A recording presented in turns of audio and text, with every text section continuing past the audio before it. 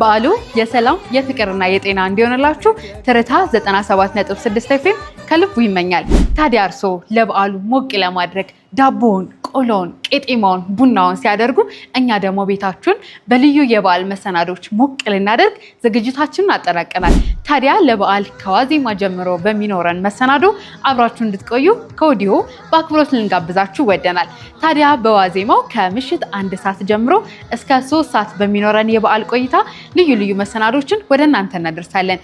የሃይማኖት አባቶች መልእክት፣ የስቅለት ፊልሞችንና የገበያ ቅኝትን በቅዳሜው የዋዜማ መሰናዷችን የምንመለከተው ሲሆን ሙዚቃ እየተገባበዝን ጥያቄዎችን ለእናንተ እያጋራንና እናንተ ደግሞ በሰጣችሁ ምላሽ መሰረት እናንተን እየሸለምን አብረን ቆይታ የምናደርግ ይሆናል።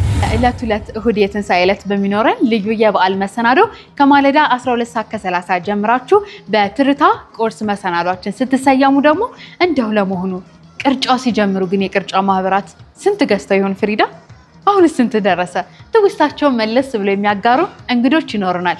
ይህ ብቻ አይደለም፣ ልዩ ልዩ የበዓል ዝግጅቶች ተሰናድተው ወደ እናንተ የሚደርስ ይሆናል። ልክ እንደ ዋዜማ ሁሉ የተለያዩ ጥያቄዎችን እያካፈልናችሁ ምላሾችን ለምትመልሱ ደግሞ ለየት ያሉ ሽልማቶችን ለእናንተ እናጋራለን። በዚህ አናበቃ፣ ሙዚቃዎችን እንገባበዛለን፣ ሀሳብ አስተያየቶቻችሁን እንቀበላለን። ቀን ከ6 ሰዓት እስከ 8 ሰዓትም ይሄው ልዩ የበዓል መሰናዷችን የሚቀጥል ሲሆን እንደው በሰሞነ ሕማማት በተለይም አብይ ጾምን መነሻ አድርጎ የበገና ዝማሬ በስፋት ይሰማል።